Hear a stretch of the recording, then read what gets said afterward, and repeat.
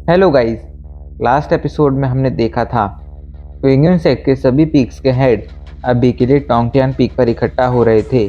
वो सभी ये डिसीजन लेना चाहते थे कि आखिर एविल बीस्ट गॉड नाम की मुसीबत से कैसे निपटा जाए। इस बारे में डिस्कशन करने के लिए ग्रैंड मास्टर बाकी सभी पीक हेड्स के साथ इनर हॉल के अंदर चले गए थे। वहीं हमें जाओपेन को दिखाया गया था जो अभी के लिए क्विंगुन सेक्ट में मौजूद मून केव की तरफ बढ़ रहा था। वो वहाँ पर क्यों जा रहा था इसका किसी को कोई अंदाज़ा नहीं था। शायद वो खुद भी नहीं जानता था। बस वो वहाँ जाकर वहाँ के राज को समझना चाहता था कि आखिर उस जगह पर क्या है। काफ़ी देर तक आगे बढ़ने के बाद वो एक जगह पर पहुँच जाता है।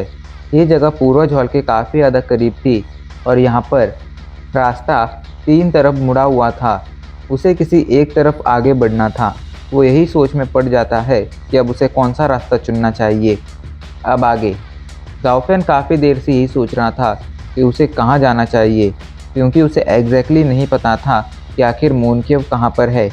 जाओफेन चारों तरफ देखता है और नोटिस करता है ये जगह आज भी वैसी है जैसी आज से 10 साल पहले थी। और वो अपने ख्यालों में खो जाता है। वो याद करने लगता है कि आखिर ये तीनों रास्ते कहाँ कहाँ जाते थे। काफ़ी देर तक याद करने के बाद उसे एक रास्ते का पता चल गया था कि एक रास्ता पूर्वज हॉल की तरफ जाता है। पहला रास्ता पूर्वज हॉल की तरफ जाता था तो तीसरा रास्ता जंगलों की तरफ जाता था। ऐसे में अगर जाओफेन को आगे बढ़ना था तो उसे ऑब्वियसली बीच वाला रास्ता चुनना पड़ता। वो बीच वाले रास्ते से आगे बढ़ने ही वाला था तभी अचानक उसे पीछे कुछ महसूस होता है। जाओफेन जल्दी से पीछे मुड़कर देखता है। उसके पीछे कोई और नहीं, मिस्टर गोस्ट खड़े हुए थे जो उसे ही घूर रहे थे। मिस्टर गोस्ट को वहाँ देखकर जाओफेन चौंक जाता है और चौंक कर उसे घूरते हुए कहता है, आखिर तुम यहाँ पर क्या कर रहे हो। ये सुनकर मिस्टर गोस्ट हंसने लगते हैं और हंसते हुए कहते हैं, मैं यहाँ पर क्या कर रहा हूँ इस बात से तुम्हारा कोई लेना देना नहीं है। अभी के लिए तुम बस इतना जान लो कि मैं यहाँ पर तुम्हारी मदद करने के लिए आया हूँ। तो जाओफेन उसे घूरते हुए कहता है, कैसी मदद। इस पर मिस्टर गोस्ट उसे बताने लगता है, लड़के तुम मून केव की तरफ तो जा रहे हो, लेकिन क्या तुम्हें लगता है कि मून केव कोई नॉर्मल जगह है और वहाँ की सुरक्षा के लिए क्विंगुन सेक्ट ने कुछ नहीं किया होगा। उसकी बात सुनकर जाओफेन सोच में पड़ जाता है और उससे पूछता है, आखिर क्विंगुन सेक्ट ने कितने लोगों को वहाँ पर तैनात किया है। उसकी बात सुनकर मिस्टर गोस्ट हंसने लगता है, लड़के क्या तुम्हें सच में लगता है मून केव को लोगों की सुरक्षा की ज़रूरत है। मून केव खुद में इतनी ज़्यादा पावरफुल है कि उसकी सुरक्षा करने की ज़रूरत किसी को नहीं है। मून केव के बाहर कोई डिफेंस फॉर्मेशन नहीं है और ना ही किसी तरह का खास डिफेंस है। लेकिन जैसे ही तुम मून केव के अंदर एंटर करोगे तो तुम्हारा सामना मून केव की डिफेंस फॉर्मेशन से होगा जो क्विंगुन सेक्ट की सेलेस्टियल स्वॉर्ड फॉर्मेशन से जुड़ी हुई है। जैसे ही तुम इस डिफेंस फॉर्मेशन के अंदर एंटर करोगे तुम एक इल्यूजन के अंदर फंस जाओगे।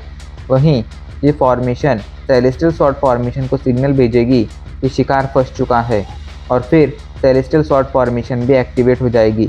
जब तक तुम डिफेंस फॉर्मेशन के इल्यूजन से बाहर आओगे तब तक सेलेस्टियल स्वॉर्ड फॉर्मेशन एक्टिवेट हो चुकी होगी। तो क्या तुम्हें सच में लगता है कि तुम सेलेस्टियल स्वॉर्ड फॉर्मेशन का सामना कर सकते हो। उसकी बात सुनकर जाओफेन सोच में पड़ जाता है। वो अच्छी तरह से समझता था कि सेलेस्टियल स्वॉर्ड फॉर्मेशन कितनी ज़्यादा पावरफुल है। वो मिस्टर गोस्ट को घूरते हुए कहता है, तुम मुझे सिर्फ इतना बताने तो नहीं आए होगे, तुम ये भी जानते हो ना कि आखिर मैं सेलेस्टियल स्वॉर्ड फॉर्मेशन से कैसे बच सकता हूँ। तो तुम अब मुझे वो बताओ। उसकी बात सुनकर मिस्टर गोस्ट हंसने लगता है और हंसते हुए कहता है, लड़के तुम सच में काफ़ी ज़्यादा समझदार हो। सेलेस्टियल स्वॉर्ड फॉर्मेशन तभी एक्टिवेट होती है जब कोई बाहरी डिफेंस फॉर्मेशन के अंदर एंटर करता है।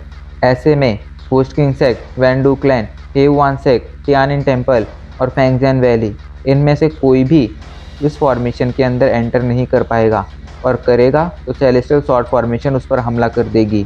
लेकिन लड़के तुम खास हो, तुम्हारे पास क्विंगुन सेक्ट की टाइजी कल्टीवेशन स्किल है।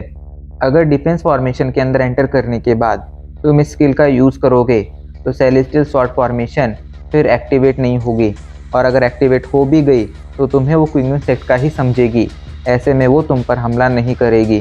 पर जाओपेन को बातों में कुछ झोल लग रहा था, इसलिए वो मिस्टर गोस्ट को घूरते हुए पूछता है, ऐसे में तो फिर क्विंगुन सेक्ट के हर एक डिसाइपल को मून केव के अंदर एंटर करने की परमिशन दे देनी चाहिए, क्योंकि उनके पास भी तो टाइजी कल्टीवेशन स्किल है। ऐसे में वो लोग भी आसानी से मून केव के अंदर एंटर कर सकते हैं। उसकी बातों पर मिस्टर गोस्ट हंसने लगता है, जैसे कि जाओ फैन ने कोई बच्चों वाली बात की हो। काफ़ी देर तक हंसने के बाद वो जाओ फैन को समझाता है, लड़के, सिर्फ टाइजी कल्टीवेशन स्किल होना काफ़ी नहीं है, सामने वाले को उस स्किल को मास्टर भी करना होगा। क्विंगन सेक्ट में अभी के लिए ग्रैंड मास्टर, क्विंगन सेक्ट के कुछ पीक हेड्स और कुछ एल्डर्स के अलावा किसी ने भी इस स्किल को मास्टर नहीं किया है। ऐसे में उन लोगों के अलावा शायद ही इस पूरी दुनिया में कोई और है जो इस केव के अंदर एंटर कर सकता है। पर पिछले सालों की इतनी कड़ी ट्रेनिंग के बाद तुम टाइजी कल्टीवेशन स्किल को मास्टर कर चुके हो, ऐसे में तुम इस केव के अंदर एंटर कर सकते हो। तभी सीन चेंज हो जाता है और हमें एक माउंटेन का सीन दिखाया जाता है। इसी माउंटेन की बैक साइड में पूर्वज हॉल मौजूद था। अभी के लिए इसके फ्रंट साइड में कुछ डिसाइपल झाड़ू वगैरह मार रहे थे। तभी वहाँ पर एक डिसाइपल सीढ़ियाँ चढ़ते हुए उस जगह पर आ जाता है। उस लड़के को देखकर वहाँ मौजूद सभी बाकी के डिसाइपल्स उसे चारों तरफ से घेर लेते हैं। एक डिसाइपल कहता है, सीनियर जिंग्यू, क्या आप दोबारा से पूर्वज हॉल की तरफ जा रहे हैं? इस पर जिंग्यू अपना सिर हिला देता है। तभी एक दूसरा डिसाइपल पूछता है, सीनियर जिंग्यू, हमने सुना है कि इविल बीस्ट गॉड की आर्मी हेयंग सिटी के पास पहुंच गई है और वो बहुत जल्द क्विंगन सेक्ट तक भी पहुंच जाएगी, क्या ये सच है? इस पर जिंग्यू अपना सिर हिलाते हुए कहता है, हाँ, ये बात बिल्कुल सच है, ऐसा सच में हुआ है। ये सुनकर उन सभी डिसाइपल्स के चेहरे पर परेशानी दिखने लगती है। तभी एक डिसाइपल कहता है, तुम लोग परेशान क्यों हो रहे हो? भले ही इविल बीस्ट गॉड बहुत ज़्यादा पावरफुल है, लेकिन हमारा क्विंगन सेक्ट भी कुछ कम पावरफुल नहीं है। हमारे क्विंगन सेक्ट के पास भी हमारे फाउंडर की छोड़ी हुई सेलेस्टियल स्वॉर्ड फॉर्मेशन है। उसके होते हुए मुझे नहीं लगता है कि इविल बीस्ट गॉड हमारा कुछ बिगाड़ पाएगा। उसकी बातें सुनकर सभी डिसाइपल्स राहत की सांस लेते हैं और जिंग्यू की तरफ देखने लगते हैं। उन्हें अपनी तरफ देखता देख जिंग्यू समझाता है, तुम लोग चिंता मत करो, सेलेस्टियल स्वॉर्ड फॉर्मेशन सच में बहुत ज़्यादा पावरफुल है। ऐसे में उसके होते हुए हमें सच में इविल बीस्ट गॉड से डरने की ज़रूरत नहीं है। जिसके बाद वो लोग आपस में कुछ और बातें करते हैं और फिर जिंग्यू पूर्वज हॉल की तरफ रवाना हो जाता है। इधर सीन चेंज हो जाता है और हमें दोबारा से जाओ फैन और मिस्टर गोस्ट को दिखाया जाता है। जाओ फैन मिस्टर गोस्ट को घूर रहा था। काफ़ी देर तक उसे घूरने के बाद जाओ फैन कहता है, आखिर तुम मुझे ये सब क्यों बता रहे हो? इससे तुम्हारा क्या फ़ायदा है? अभी वो लोग आपस में बातें कर ही रहे थे, तभी एक आवाज़ गूंज उठती है, आखिर तुम लोग कौन हो और यहाँ पर क्या कर रहे हो? उस आवाज़ को सुनकर जाओ फैन और मिस्टर घोस्ट दोनों ही चौंक जाते हैं। दोनों को ही नहीं लगा था कि कोई उनके यहाँ होने का पता लगा लेगा। तभी अचानक से उस जगह पर एक बूढ़ा आदमी प्रकट हो जाता है। इस बूढ़े आदमी के शरीर से पावरफुल ऑरा निकल रहा था। ये बूढ़ा आदमी सच में काफ़ी ज़्यादा बूढ़ा था। ऐसा देखकर लग रहा था कि अगले कुछ सालों में ही ये मारा जाएगा, पर इसके बावजूद जाओ फैन और मिस्टर घोस्ट को इससे अजीब सा डर लग रहा था, क्योंकि भले ही इसके शरीर से इसकी एनर्जी नहीं निकल रही थी, पर इसके शरीर से एक पावरफुल ऑरा निकल रहा था और वही ऑरा बताने के लिए काफ़ी था कि ये इंसान कोई नॉर्मल इंसान नहीं है। वो बूढ़ा आदमी इन दोनों को ध्यान से देखता है, इसके बाद गुस्से में कहता है, तुम दोनों क्विंगन सेक्ट से नहीं हो, तो आखिर में तुम दोनों यहाँ पर क्या कर रहे हो? उसकी बात सुनकर जाओ फैन और मिस्टर घोस्ट दोनों ही सतर्क हो जाते हैं। वो दोनों समझ गए थे कि बहुत जल्द ये बूढ़ा आदमी उन दोनों पर हमला करने वाला है। वो दोनों एक दूसरे को देखने लगते हैं। वो दोनों अभी के लिए एक ही मुसीबत में फंसे हुए थे। ऐसे में वो दोनों साथ में मिलकर इस बूढ़े आदमी का सामना कर सकते थे, पर दोनों ही एक दूसरे पर बिल्कुल भरोसा नहीं करते थे। ऐसे में कोई भी अभी के लिए एक भी कदम आगे बढ़ाने की हिम्मत नहीं कर रहा था। तुम दोनों आखिर यहाँ पर क्या कर रहे हो और मून केव की तरफ क्यों जा रहे हो? वो बूढ़ा आदमी अचानक से इन दोनों से सवाल पूछता है। उसके सवाल पर ये दोनों शांत खड़े थे। तभी मिस्टर घोस्ट आगे आकर कहता है, लड़के, आखिर तुम यहाँ पर क्यों खड़े हो? क्या तुम्हें मून केव की तरफ नहीं जाना है? जाओ जल्दी मून केव की तरफ। ये बूढ़ा आदमी वरना तुम्हारा पीछा कर कर तुम्हें मारने की कोशिश करेगा। मिस्टर घोस्ट की बात सुनकर वो आदमी जाओ फैन को देखने लगता है। अभी के लिए वो गुस्से में जाओफेन को घूर रहा था, क्योंकि वो समझ गया था जाओफेन यहाँ पर मून केव के लिए आया है। जाओफेन भी समझ जाता है मिस्टर घोस्ट ने उसे फंसा दिया है, लेकिन जाओफेन भी अभी पीछे कहाँ हटने वाला था। वो भी मिस्टर घोस्ट को घूरते हुए कहता है, हाँ तुम सही कह रहे हो, मैं मून केव की तरफ जाता हूँ, तब तक तुम पूर्वज हॉल के अंदर जाओ और पूर्वज हॉल के अंदर मौजूद क्विंगन सेक्ट के सारे पूर्वजों की टैबलेट्स तोड़ दो, ताकि क्विंगन सेक्ट के पास मौजूद उनका इतिहास पूरी तरह से नष्ट हो जाए। उसकी बात सुनकर वो बूढ़ा आदमी अब मिस्टर घोस्ट को घूरने लगता है। मिस्टर घोस्ट गुस्से में जाओफेन को घूर रहा था। वो समझ गया था कि जाओफेन भी उससे कम चालाक नहीं है। अभी के लिए वो दोनों ही फंस चुके थे और दोनों ही एक दूसरे के खिलाफ थे। ऐसे में वो दोनों साथ में तो कभी नहीं आने वाले थे। बूढ़ा आदमी गुस्से में इन दोनों को घूरते हुए कहता है, तुम दोनों में से कोई भी कहीं नहीं जाएगा, तुम दोनों को आज यहीं पर मैं रोक कर रखूँगा। ये कहकर वो अपने शरीर से पावरफुल ऑरा निकालने लगता है और इन दोनों की तरफ गुस्से से घूरने लगता है। मिस्टर घोस्ट समझ गया था कि वो आदमी पहला हमला उन पर ही करने वाला है। वो आदमी अपना हमला रेडी करता है और मिस्टर घोस्ट की तरफ बढ़ने ही वाला था। तभी अचानक से मिस्टर घोस्ट कहता है, तुम्हारा लेफ्ट हैंड अभी के लिए कैसा है?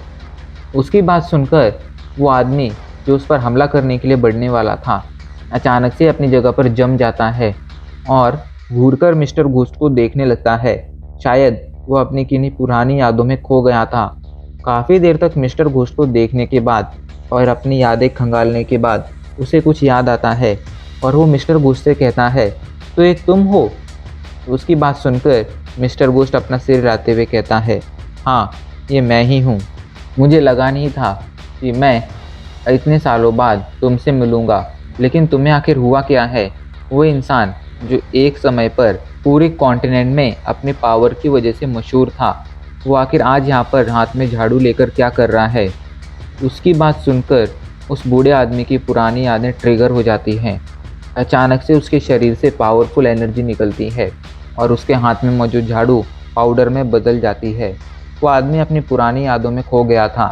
उसे याद था आज से सैकड़ों सालों पहले वो इस पूरी कॉन्टिनेंट पर किस तरह अपनी पावर के साथ घुमा करता था। तब वो काफ़ी ज़्यादा घमंडी हुआ करता था, क्योंकि उसका सामना करने वाला उस समय इस पूरे कॉन्टिनेंट में कोई नहीं था। पर वक्त का खेल ऐसा पलटा था कि वो इंसान जो एक समय पर कॉन्टिनेंट पर राज किया करता था, आज अपने हाथों में झाड़ू लेकर झाड़ू मार रहा था। इन यादों को याद कर कर उसे अपना पास्ट याद आ गया था, जिस वजह से उसके इमोशन ओवरफ्लो हो गए थे। मिस्टर घोस्ट कहता है, वैन यी, मुझे लगा नहीं था तुम जो अपनी पावर के दम पर पूरे कॉन्टिनेंट पर राज कर सकते थे, आज ऐसी हालत में होगे। वैन यी का नाम सुनकर अभी के लिए वैन ही खुद नहीं चौंका था, बल्कि जाओफेन भी चौंक गया था। वो बूढ़ा आदमी तो इसलिए चौंका था क्योंकि उसका नाम ना के बराबर लोगों को पता था। ऐसे में उसने पिछले न जाने कितने सालों से अपना नाम ही नहीं सुना था। आज इतने सालों बाद वो अपना नाम सुन रहा था। वहीं जाओफेन इसलिए चौंका था क्योंकि उसने ये नाम काफ़ी बार सुन रखा था। जब वो क्विंगन सेक्ट में था तब उसने क्विंगन सेक्ट के वैन यी का नाम काफ़ी बार सुना था। उन लोगों को ये बताया गया था कि आज से सैकड़ों सालों पहले क्विंगन सेक्ट में एक ऐसा वॉरियर था जो अगर आज जिंदा होता तो वो ग्रैंड मास्टर से भी ज़्यादा पावरफुल होता। उस वॉरियर का नाम वैन यी था, लेकिन पता नहीं अचानक एक दिन क्या हुआ और वो इस दुनिया से गायब हो गया। काफ़ी बार उसे ढूंढने की कोशिश की गई, लेकिन जब वो नहीं मिला तो ग्रैंड मास्टर को क्विंगन सेक्ट का अगला लीडर बना दिया गया। ये बातें सुनते हुए जाओफेन बड़ा हुआ था। ऐसे में वो इस नाम को अच्छी तरह से पहचानता था। और अब इसी के साथ हमारा एपिसोड यहीं पर ख़त्म हो जाता है।